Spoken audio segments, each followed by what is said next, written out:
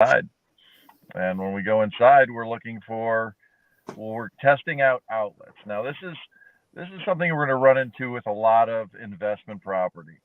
You're going to end up with a lot of houses where people have changed out the outlets in the houses, and there's only two wires running to it. So it's going to have an open ground on it. So they'll put a three-prong plug in where a two-prong was so that they can plug everything in. So the key to that is understanding that you don't need to necessarily rewire the whole house if you get this situation. You can actually just put a GFCI in that space or go back to a two prong, and that meets all requirements for everything from Section 8 to general housing codes. What about So, those people that used to cut off that bottom third prong? well, Just you leave can, the two plug in. but it's still a two prong outlet. I mean, yeah, I mean, just not grounded, which means that yes, you can get shocked and there can be an issue with that. But That's not that's the way to go. that's no longer on the homeowner when they start cutting those off on the plugs. That falls straight on the on your client or your tenant. Um, yeah, but so there are solutions to that. So whenever you see a report and it says, "Oh my gosh, ungrounded outlets," am I going to have to rewire this whole house? That's usually a big concern that I hear clients run into and investors is that I'm not going to rewire the whole house. Oh my gosh, it's tearing out the drywall. No, no. You can throw in a GFCI. You're good to go. Throw in a back to a two prong, and that'll keep you safe on all that. What are those running roughly at like Home Depot? Like $10, $12 for a GFCI? You can buy. I don't know. There's this thing called Google that can price all that out. I don't really know the going price on it because normally you'll buy in bulk. If they have these older houses, they'll be putting in 10 of them, so you can buy a whole case of those things for $50. Um, and that'll, That's a cheap. That's an inexpensive way. We've done a couple houses where we've had it done that way. The whole first floor, for instance. yeah, yeah, and it's like I say it's very common to see that done. I just was in an investment property where all of the electrical was, they reran new electrical, so that's beautiful. Uh, another another thing that flags for a lot of people, knob and tube. Now, not that the disastrous knob and tube. There's a Yeah. lot of homes that have the knob and tube. Um, Not generally a problem as long as there's not throwing insulation over top of it in the attic because that can make a bridge connection between the wires. Normally they're separated wires for a knob and tube, which means they're putting the neutral and the hot on separated lines on either side of your runs for your ceiling joist. Um, Derek, take us back a little bit. Let's go because we're throwing the words like knob and tube out oh there. yeah, I'm But throwing all some of kinds of our words out. investors they're from areas where pretty much all the buildings are newer, and they may not understand even what knob and tube is. Um, Take us back in history and take us through the evolution of electricity with inside of a house. Yeah, well, obviously they started with lighting. They had gas lights, and I'll still see some of those in some of the areas. I just had one. Yeah. Yeah, where they actually had gas tubing run all throughout the house, and they would light it, and that's how you would light your house with gas lights inside the house. So it's super dangerous. Obviously, one of those goes out, it's just pumping gas right into your house. But what they started doing before knob and tube, they were running two separate wires that would run, and then what they would do is separate it between your ceiling joists there, where one would run on one side, one would run on the other, and they would run down, and then they would connect, and they would go to your outlets and that.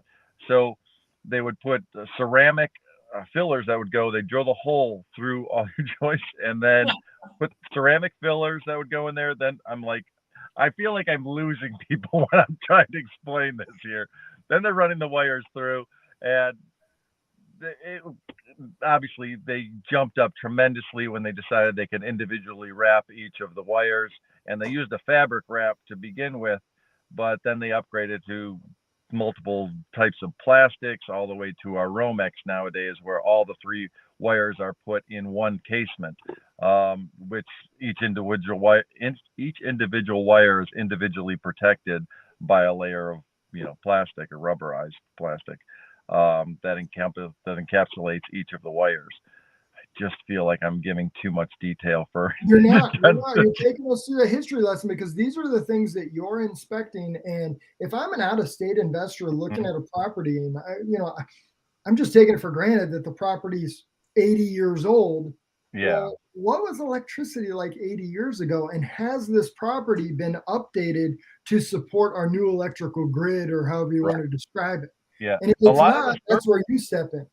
Yeah, a lot of the service runs even for the houses. Some of these older houses, even throughout Cleveland, Toledo, Columbus, all these, they have some really old houses. So the standard service to them would only been 60 amp service. Right. So, and there's still some out there that only have a 60 amp service to the house, which, if you're trying to run a hot tub, you're trying to run your microwave, you're going to be tripping that thing all day. So you have to really think about upgrading service at that point. But for some smaller apartments and smaller units, it's not going to necessarily be a concern. And I see that in a lot of multi-units, which are one bedroom, and 60 amp seems to work just fine. So in a newer house that is just being built, what's typically put in as far as amperage for a new house in today's environment? In today's about 200 amp, and I mean some of the new ones, if it's really cut down, they'll do it at 100, but or 150. Most often, I see 200. People would rather go with the 200, not knowing what they're going to put in, and so 200 is pretty common. A lot of the newer stuff that I see going up. It's funny. I got into this business. 60 amps were not. If a house came back with 60 amps with FHA, you had to upgrade it to 100 amp. They took that requirement away. They're okay with 60 now.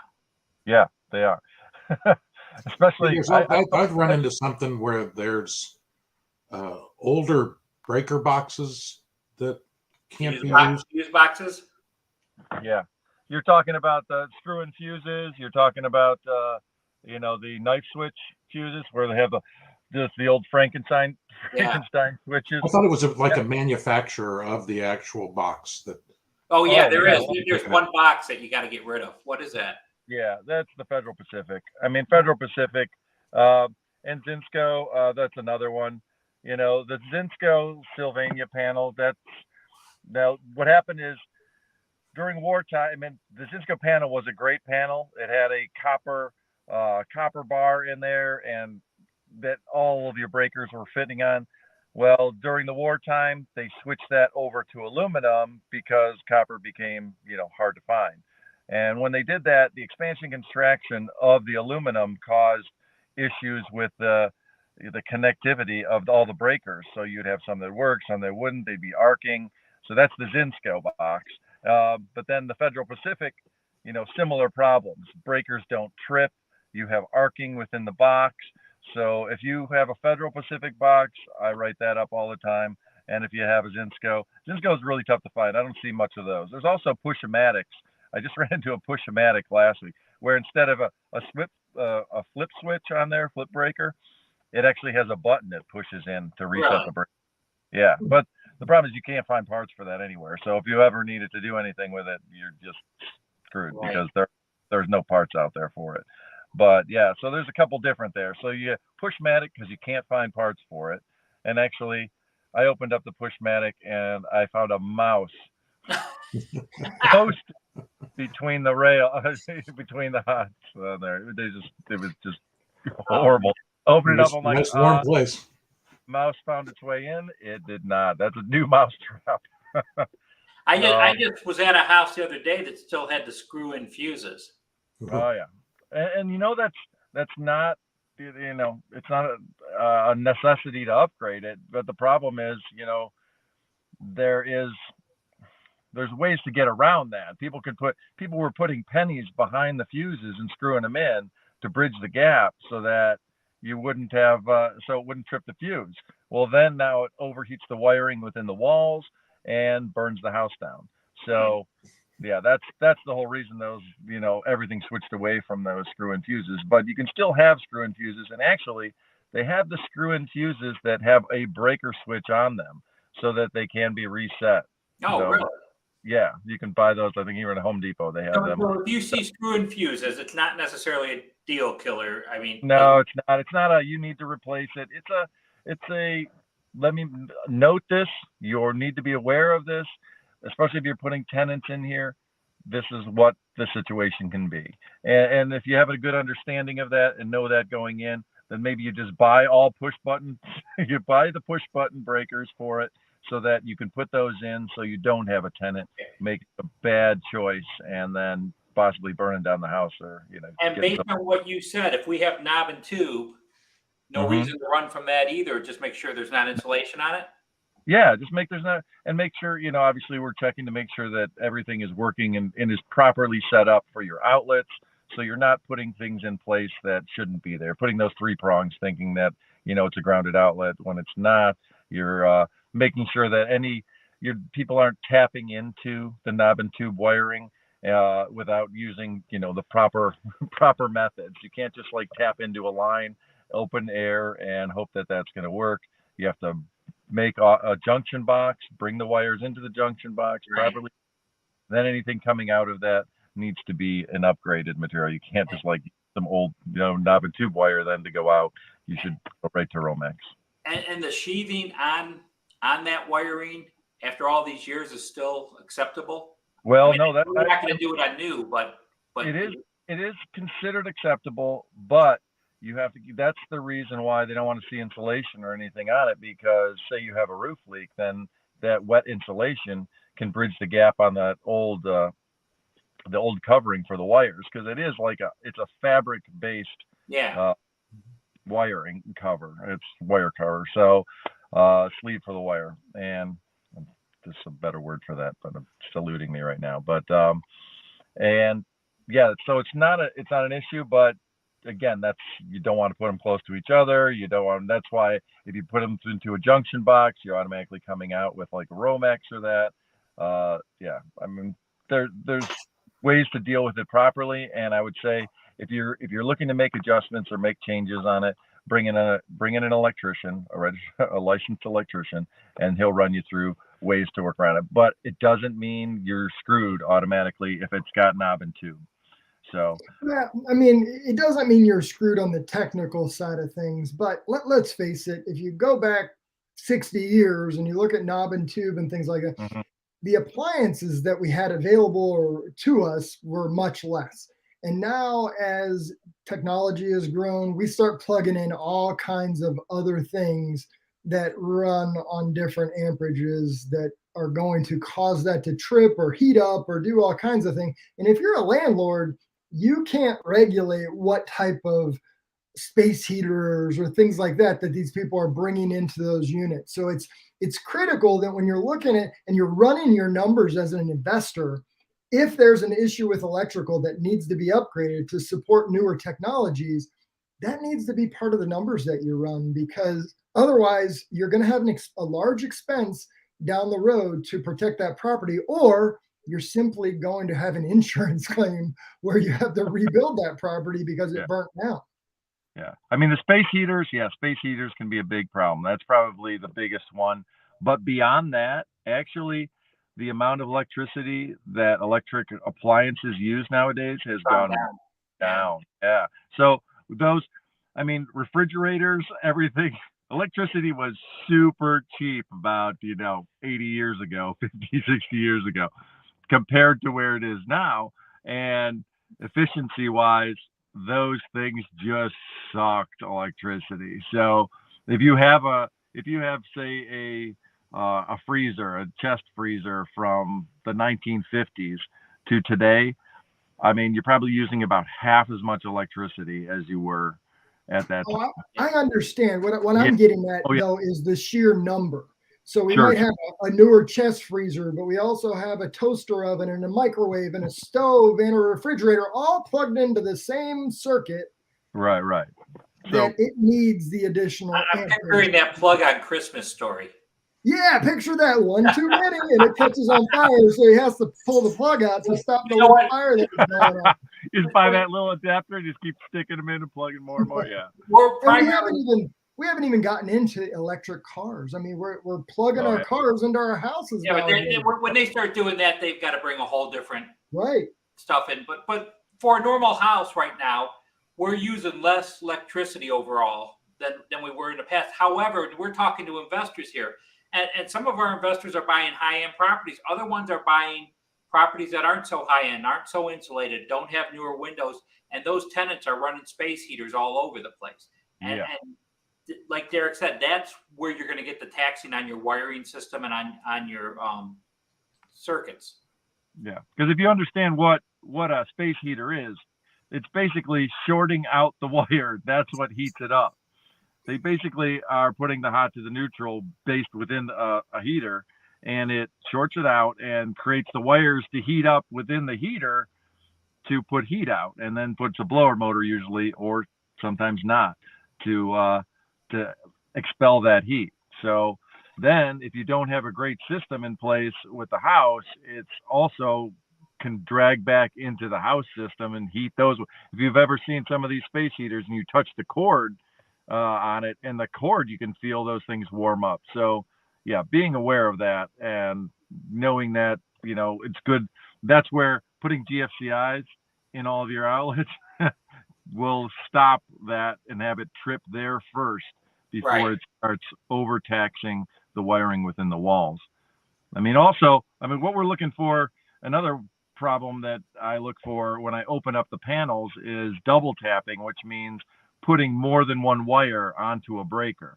So that's another thing, getting back to Blaze, where, we're putting so many things. Well, obviously you want to have separated circuits, so you're not running, everything on one breaker, because obviously first off, that breaker will trip, but you don't want to overtax the wiring within the walls either by having too much stuff on one breaker. So if I open up the box and they have, one of the breakers has like 3 wires stuffed underneath that breaker, and it's a nice 20 amp breaker, and they're trying to fit everything they can in there, that's where we'll write that up, so that they just need to put more breakers in so that they separate that out, so they're not overtaxing one system. That's all. At what point on the property does it become the electrical company's problem if something fails? Is it at that junction box? Is it at the fuse box? I mean, where is that? They handle everything from the pole to the mast coming in, or where it connects to the house, and that's it. They're not going to do anything else. So if your meter is bad on there, you're actually responsible for your meter and your meter base and all that. So if it's connected to your house, they'll have the wires that'll come to your house, but your expense is the meter base, all that stuff. Obviously they'll come in. They'll put actually the meter part on, but your meter base and everything, that's all on you. So if you're looking to upgrade and you want to change the system out, put a new mast, move it, whatever you want to do when you purchase the property, you'd have to get an electrician, get it all, have the city shut the power off at the line, move it over, reset it, and then they'll come out and put the meter in, and they'll inspect it to make sure it's done properly. So that's how that works. If you're looking for something, if you say you're looking to move it, say you bought a property and somebody, they've torn the meter base off the house or whatever. I've seen all kinds of crazy things to get the wiring out of it, craziness, because we're talking about, I see live wires and stuff that people have gone in and torn out. But that's, you're just looking for, have it done properly. If it looks sketchy, if it looks like an issue, it's a better idea to just bring in a licensed electrician to have that stuff taken care of and done right, to make sure you don't have issues down the line. That's your next question. Where do you find a licensed electrician? Those guys are so tough to find. Well, if you work with me, I know a couple guys. Good. We've got a couple, but they're so hard and they're so busy. Yeah, they're definitely busy, and I know guys who are actual, union electricians who love to make extra money and do extra jobs on the side. So if you guys though, if it's on the side, can they? They still have a business. They're running a business. Okay. So they're still insured and bonded and all that. Yeah. Yes. They're not just like, yeah. You don't want some Chuck in a truck. Exactly. Right. Chuck in a truck. Right. Good thing we don't have anybody that's a Chuck on here. I know. It's like, my name is Chuck. Damn it. You hurt their feelings. No. Any other questions from any of the other guys? All right. Well, if we don't have any other questions, I want to thank you, Derek, for jumping on this. It looks like you're probably out on an inspection. So thank you for taking the time to do this from your car and keeping consistent with our Wednesday live sessions.